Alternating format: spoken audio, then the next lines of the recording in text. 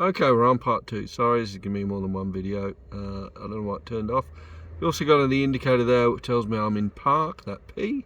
It changes to D when you're driving, R, reverse and so on. Also gives you the outside temperature, which is about 13 degrees at the moment, even though it's nice and sunny.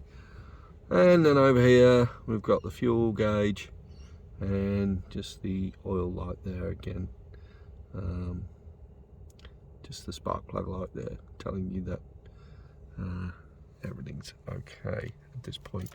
If I were to start the car, turning the ignition key, I have my foot on the brake at the same time.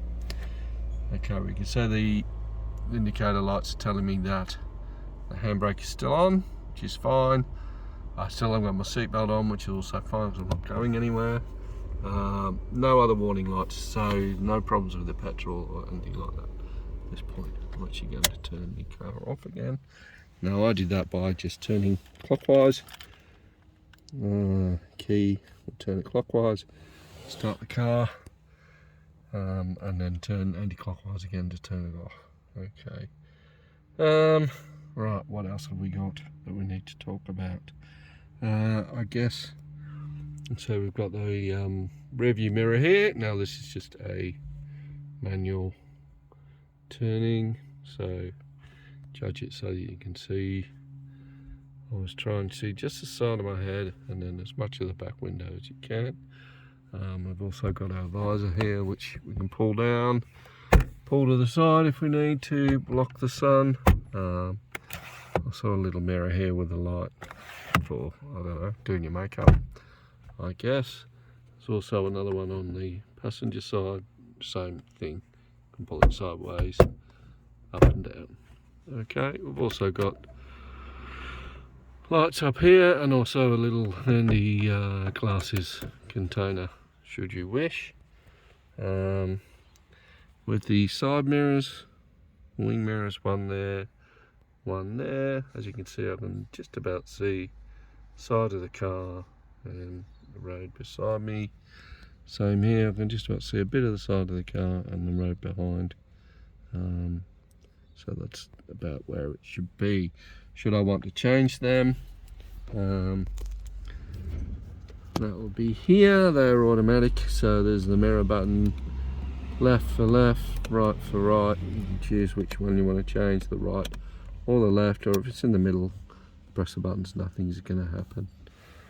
Side of the door here, first one is the mirror button, the windows button. I can press that down and then only I can control the 4 windows. So we've got my window, passenger side, back passenger, back behind the driver's side there. So you can have that on or off, and you can lock or unlock the car with the lock button here. Also there's the handle in the door. It's currently unlocked. You can lock it manually. All 4 doors are the same. Or you can unlock it, and then to open the door you pull the lever towards you, and the door will open as you wish. Now I did that, I did check in the mirror before I did that, made sure no one was coming. Also in this door, a little little holder there for various things. On a mask at the moment, a sign of the times. There's a speaker there for the stereo as well.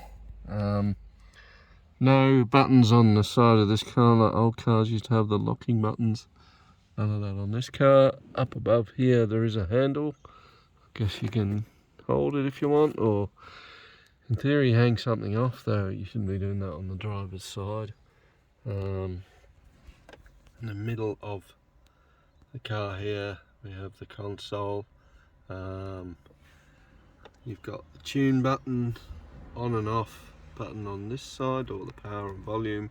See the CD there, you can change AM, FM. There's a menu to change all sorts of things to do with the radio and the sound.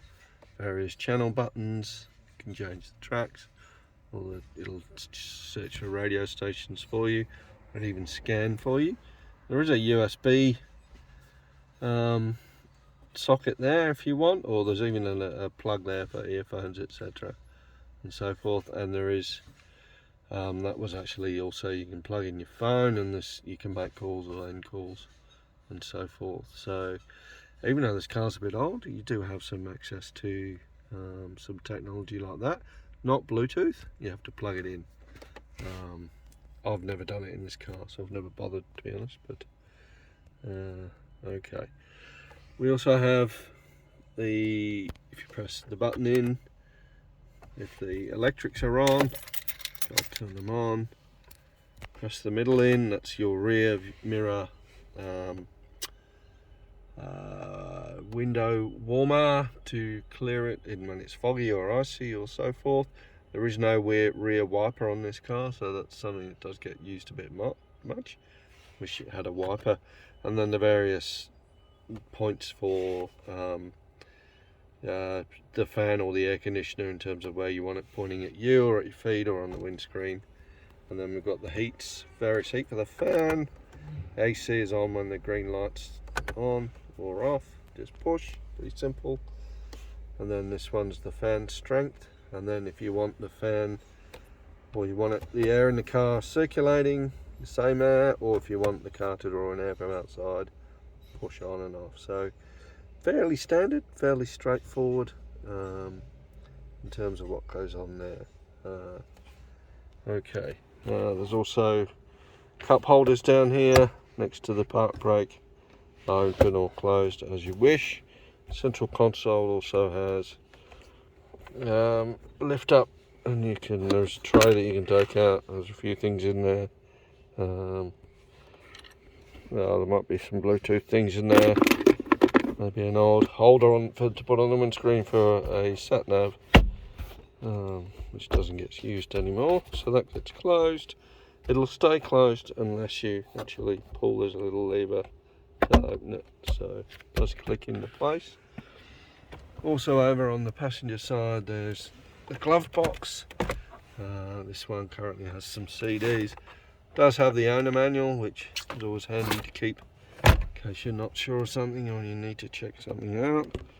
Also a little handy spot in the console here, useful for putting things in if you leave the car and you don't want to leave things showing, rather than having things that, if you want to leave your sunglasses and you don't want people to see them in case they might be tempted to steal them, it's good to hide them away in that little section there. Important to notice, up here we have the hazard light button, so press that and the hazard lights will come on. There's also, just under the windscreen now, I don't know if you can quite make it out, there is actually a clock there, and here's again the mode buttons to actually reset the clock, up and down timers for daylight savings. So if you ever need to do that in this car, that's where you'd be doing that.